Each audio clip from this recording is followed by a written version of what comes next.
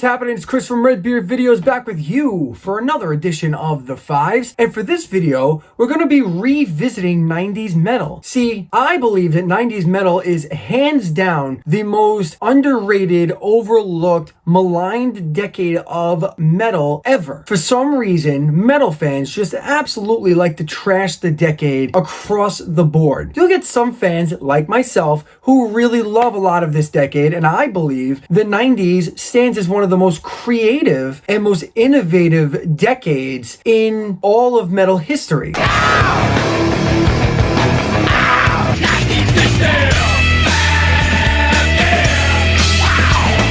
No music! Just ever! Killed everyone. Go! The boys seem to stick around at 442, he'd light 'em up just for fun. War was inside no brain strip. A witness to the shit with that shit. Moving to 92. You're broken! You never saw a lie! Hey!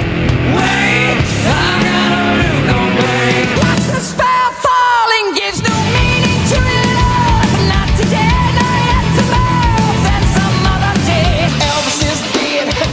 Elvis is dead. Elvis is dead. I give it to me. Why can't we not be so I did a video a few months back where I threw out 5 metal albums that didn't get enough love that deserve everyone's attention. And today we're going to do much of the same. So let's throw them out there. 5 more 90s metal albums that don't get enough love.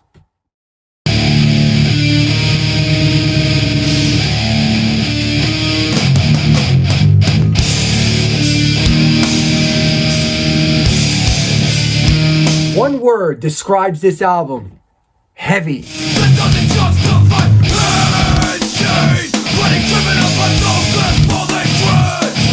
Conditioned by a work-value system. Tonight look back, just put your head. The amount of influence I hear in metal since the album cracked the earth in 1995 is immeasurable. As much as I hate metalcore as a subgenre in general, I love many aspects of it, and this release is one of them. It's widely regarded as one of the cornerstones that metalcore is built upon today.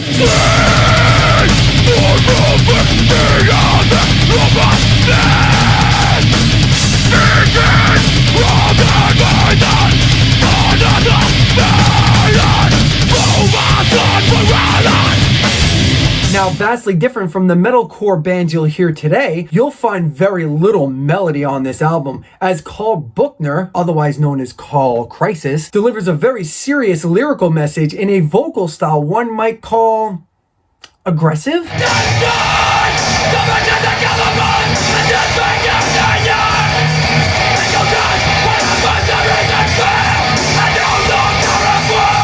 Yeah, that shit's fucking aggressive.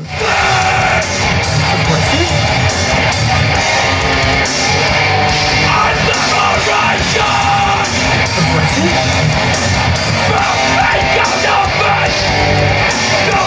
There is simply fantastic riffage all over this album as Earth Crisis establishes themselves as one of the 90s kings of mosh pit creation. And I'm not joking. Having seen Earth Crisis twice in my life, those were some scary ass pits. And I've been to Pantera shows. I've been to a lot of hardcore shows. I've seen Between the Buried and Me, like in the middle of the pit, Meshuggah. I've been between 2 pits at Meshuggah. Earth Crisis ranks.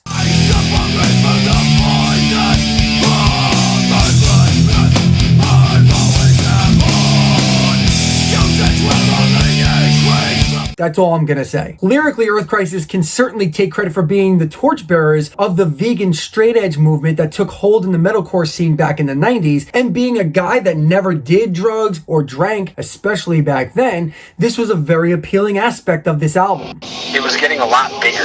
You know, outside of maybe like New York City, Chicago, Los Angeles, like the majority of the new hardcore kids were straight edge. We had built the scene up to such a point where the news kind of had to take notice because it was so bizarre that there was this huge influx of young kids into hardcore that were choosing to be straight edge and identify as it. this super aggressive music with all these young people that were, you know, concerned with environmentalism and kindness towards animals and living a drug and alcohol-free lifestyle. To best sum up the lyrical content on this record, AllMusic put it best. They burn with resentment directed at those who, in the estimation of vocalist Carl Buchner, bring contamination and death to the earth and the defenseless creatures that reside on it. Holy shit.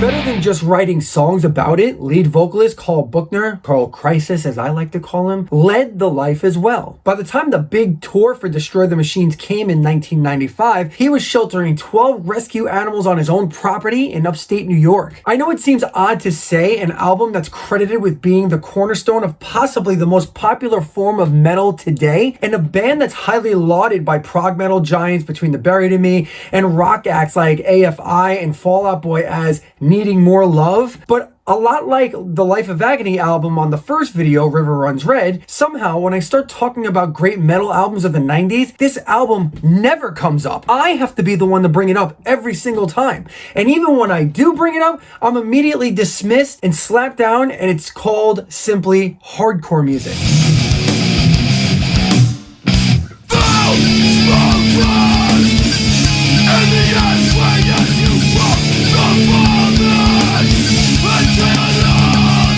I used to hear that Earth Crisis was simply a hardcore band so much that I'm going to give credit where it's due right now. This pick for this album as one of the understated and overlooked metal albums of the 90s doesn't even necessarily come from me. Yes, I picked it, but when I put the album on, it was my 20-year-old son that pointed out how much like metalcore this actually is. And upon further review, I absolutely agree. Destroy the Machines is a top-tier metal album, and it is the cornerstone for what metalcore is today and deserves way, way more love and attention than it gets.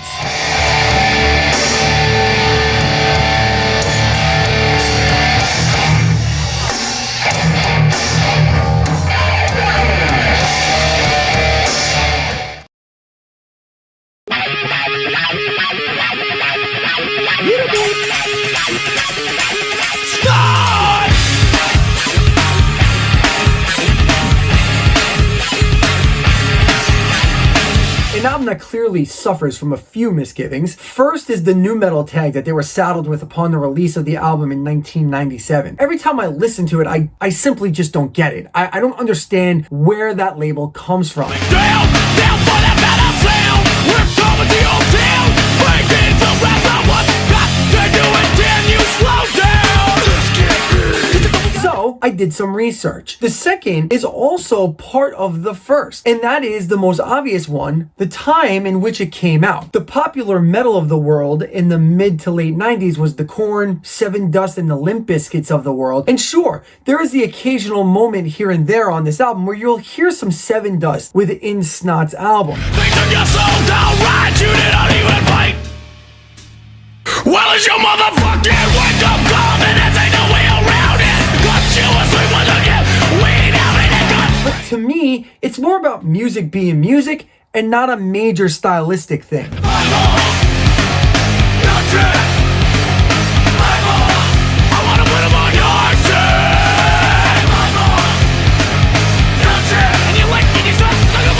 Not enough to label it nu metal anyway. See, Snot has very little in common with nu metal as a whole. There's no drop tuning, no emotional angst, no seriousness whatsoever, and no electronic backtracks or scratch-in DJs or anything like that. Snot is a punk-infused metal band who doesn't take itself seriously at all. I mean, come on. They're called Snot, for God's sake. Snot! If anything, they're more groove metal in the vein of Infectious Grooves, but on like 150 cases of Red Bull. Well, now I choose to go. I know it's just a mind trying to interrupt my flow. Intentions all fall down. My soul has died. Beat the greatest hunting. A bigger soul. The reason this album doesn't get the love it so deserves is simply because Snot disappeared before we ever got a chance to really see them develop and flourish. Hi, I'm Kurt Loder with MTV News. Singer James Lynn Strait of the hardcore band Snot was killed along with his dog Dobbs, the band's mascot and cover canine, in a 6-car collision in California last Friday afternoon en route from his hometown of Santa Barbara to Los Angeles. And the band just didn't continue without him. This is not only tragic because it's the loss of a life, a great talent and all of that, but it's tragic to the ear. We lost this fantastic music.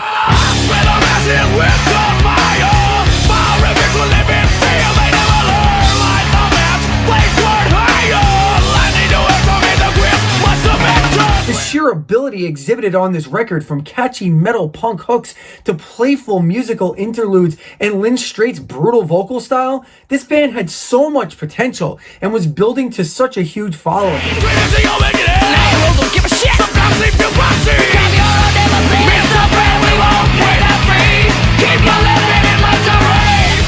Buzz-creating mainstays on the Ozfest side stage in 1998, Snot had garnered a serious reputation as a tremendous live act.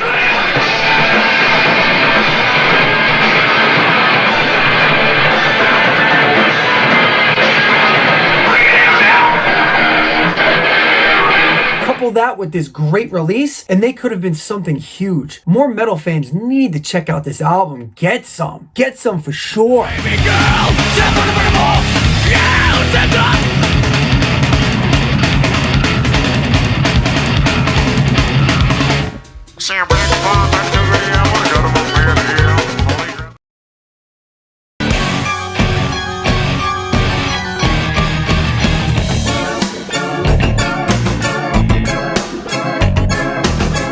Ooh.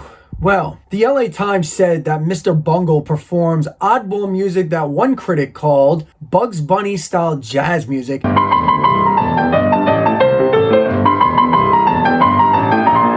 And Variety called them Zappa-esque Bay Area pranksters. Wax paper, mahoganies and elbows, things in general. Yeah, that checks out.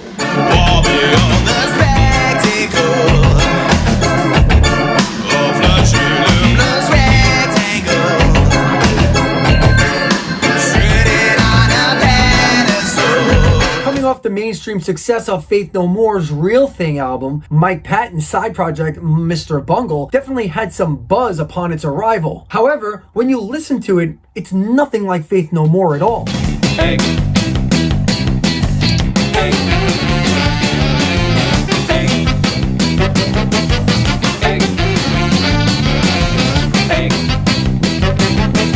Hell, oftentimes it doesn't even sound like music at all, let alone like the mainstream metal type music that Faith No More was putting out, or metal for that matter.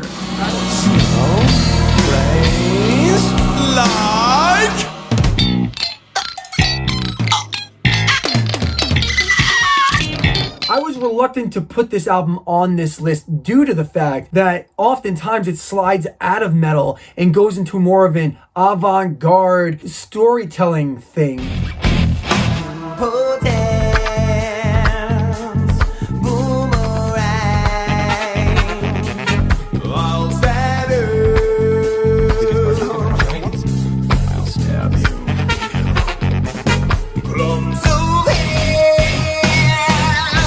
I was also reluctant to put it on this list because this album actually does get a fair amount of mention and love, especially in light of the newest release that came out last year, where Mr. Bungle was full out thrash metal with Scott Ian and Dave Lombardo in the band. But even with the recognition of this album's existence, it needs to get way more love. This is an fucking all-timer, this album, especially from the prog and Frank Zappa geeks out there. You need to listen to this album and give it a shot.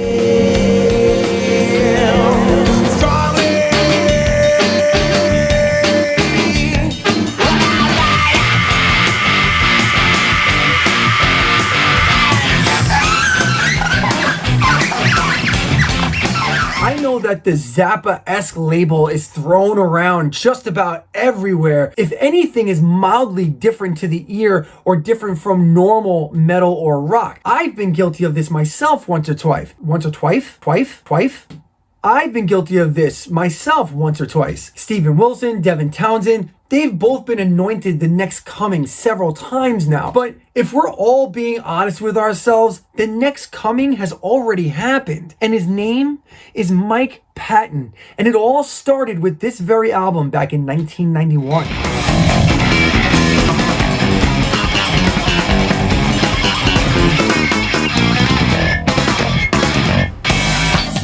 Cream the corn, smoke comes the eggs, and the meal is born. Like a beginner, but I'm going to bed. I have for lunch, I buzz it. Sure, he's not a virtuoso on the guitar, but he is the best damn vocalist in the game for about 30 plus years now. Fight me on it. I can't wait to hear how you battle me on that one.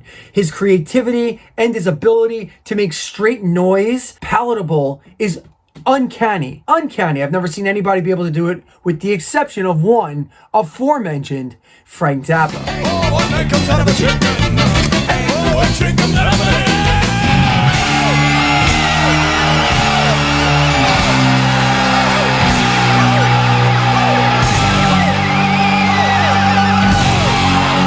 Mr. Bungle's self-titled first release shows this off perfectly, seamlessly going from heavy metal to avant-garde jazz to ska to disco and funk with little asides and soundscapes, building some sort of audible story that Patton himself probably can't follow at this point 30 years later. This album is an absolute masterpiece in my opinion, and it's another one of those that whenever I bring it up, I get the, yeah, I mean, it's Mike Patton, so of course it's good. And sure, that's absolutely correct. Just about everything Mike Patton does is killer or point on, but there's no expansion to it ever. Nobody ever just goes on and on about this album. So let me do that for you. All I can think about is playing with my sayings. It's time to masturbate. I got my hustler and I don't need nothing else. The music on here is simply spectacular. Funky bass riffs, heavy metal riffs, strong drums, and of course, the great Mike Patton doing his thing on vocals. This album is an all-timer, as I said before, and needs to be taught in schools across the land, let alone to listen to by you people.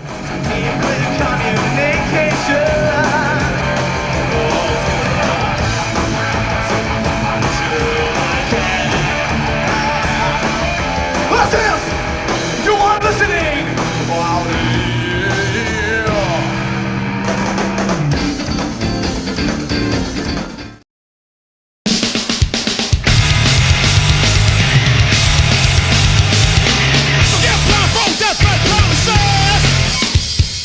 As someone who was in the metal scene as both a fan and an artist in 1995, this band, Orange 9mm, was a very big deal locally on Long Island.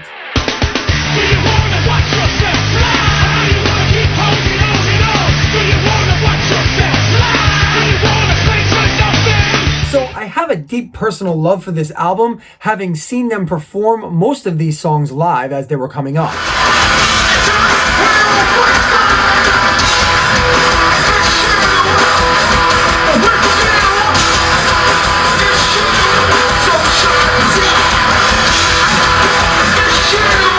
Founded by vocalist Shaka Malik and guitarist Chris Traynor, Orange 9 are a mix of hardcore, metal, groove, and funk. They even get rolled into the rap metal thing from time to time, and even though there's not much singing and Shaka vocalizes with a specific cadence, I think it falls kind of short of rap, so I don't think they deserve to be in that rap metal thing, but I could hear you out if you wanted to have that discussion with me. How many lives does it take?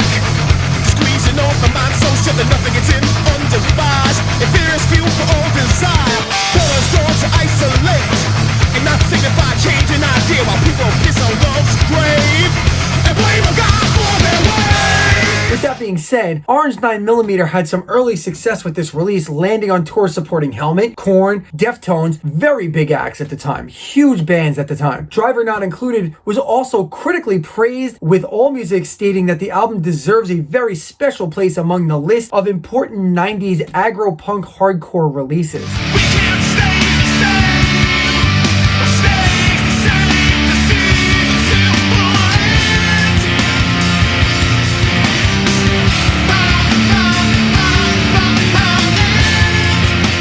pretty big praise. I would agree. I have to agree. And I agree that this album is chock full of moments that make you want to jump around, slam into your friends, and sing along with the fists up.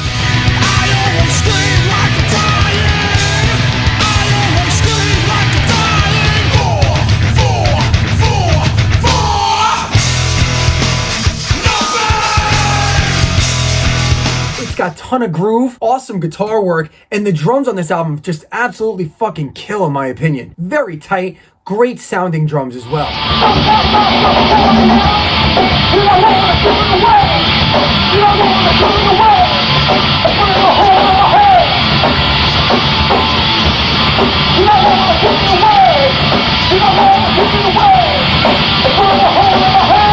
My favorite part of this record is Shaka Malik and what he does with his unique vocals. He's got a very different sound for the time, and even today you'll be hard pressed to find a vocalist that sounds like him. From his tone to his rhythmic cadence and his screaming. I'm gonna sacrifice.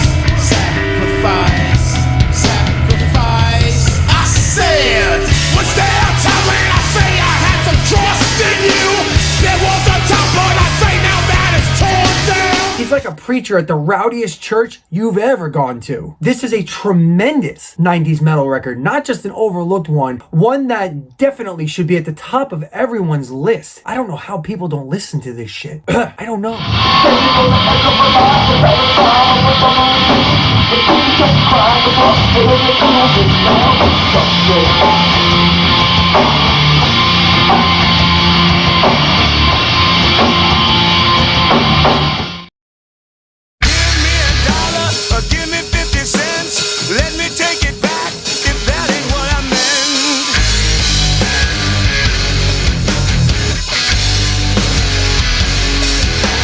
And that brings us to the last one, and what can I say about this record?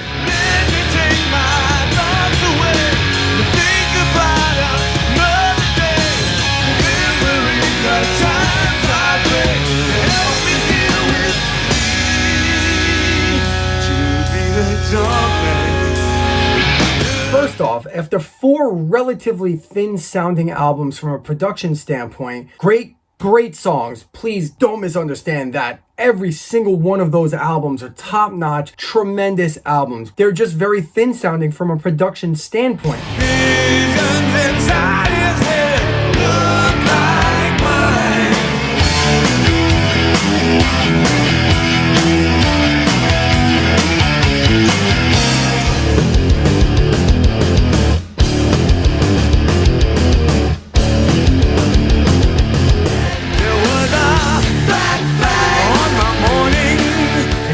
Ever seen King's X live knows just how off the studio production of these first 4 albums were.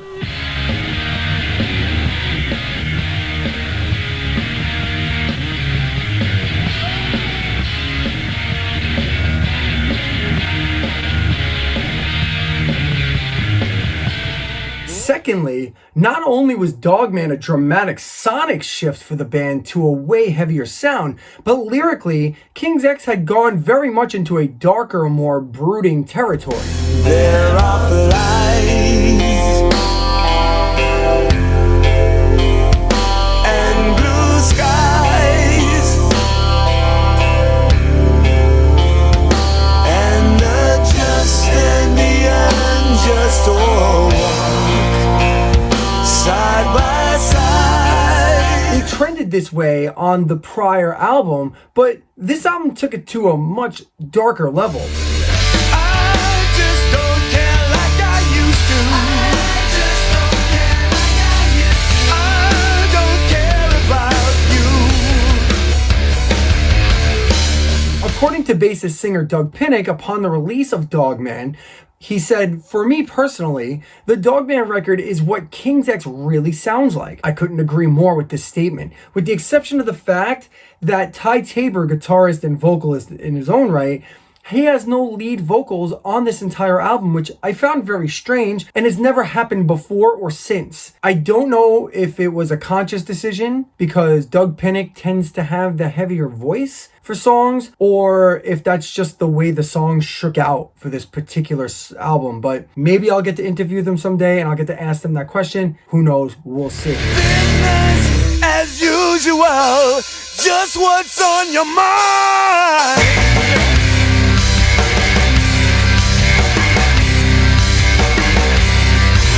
Give you some of mine.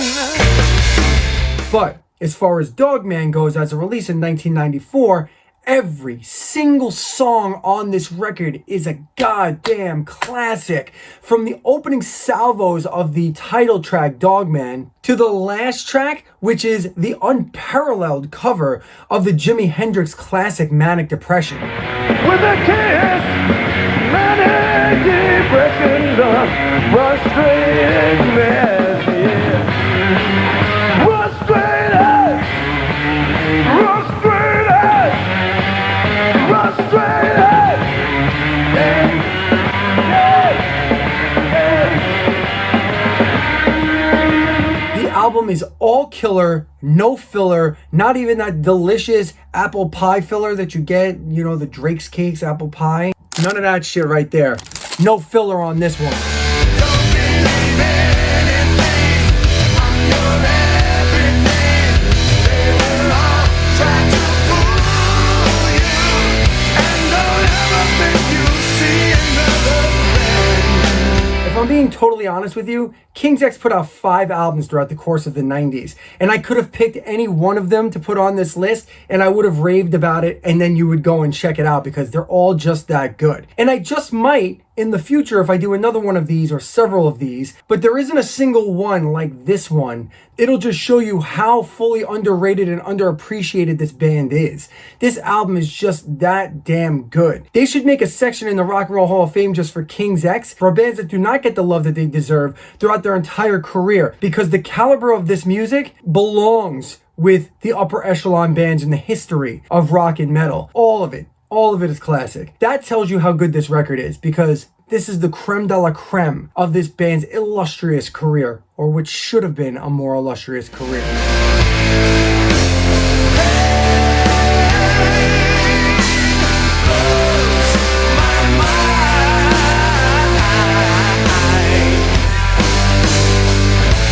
They did get some love for this album. They did get some, they played at Woodstock 94.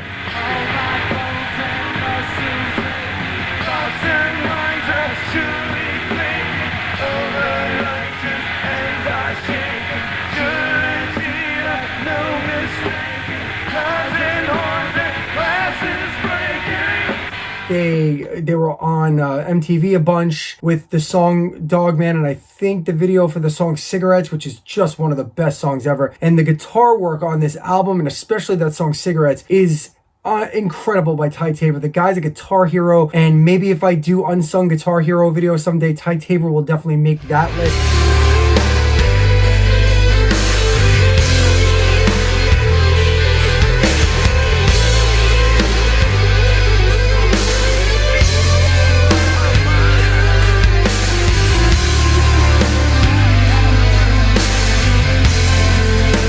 I can't say enough about King's X. I can go on for 25 minutes about King's X alone, but I won't. Get into Dogman. It's fucking amazing. Ozone disappearing in the sky. Bloodman asking us why, asking why. If I can find my magazine, this blood would die. I complain. And that's my list. That is 5 more albums from the 90s, metal albums from the 90s, that just don't get enough love. So go and check them out. Look them up on your Spotify, on your Apple Music, on YouTube, wherever you can find them. Spin that shit and give it love, because I'm telling you, resurrect it. It's worth your while. That all this stuff is fresh. All this stuff is relevant. It all sounds like it could be played today. It's not like hair metal, which I also love hair metal, but it's very different. It sounds relevant. So check it out. Get down to it, slam dance in your living room, whatever you're gonna do, and let me know what you think. Hit me up on my socials, @VideosBeard on Twitter, Redbeard Videos on Facebook. Drop it down in the comments. Tell me what you think. Tell me what bands you think. Tell me what albums you think you'd want to hear about. Tell me what 90s metal albums that you're like, dude, you need to check this album out. Or do you know this? Ask me if I know them, because I know an awful lot. I think I've proven that. I know an awful lot. But I don't know everything, and I'll admit that. So throw it in the comments. Say, hey, dude, do you know this album? What do you think about it? Would you talk about it? Whatever. And I'll either at the very least go check it out and decide whether or not it's worth talking about, or I'll shout at you back and go, yeah, I know that album, that fucking album rules, and I'll get back at you. Talk to me, let me know. Also, like the video, subscribe to the channel, hit the button, all the above. You know the YouTube stuff at this point, so I don't need to guide you through it. But I will catch you next time with another episode of the Fives down the line. And until then, thank you so much for watching. I always appreciate you being here with me. And until that next time that we see each other, we'll see you then. Bye.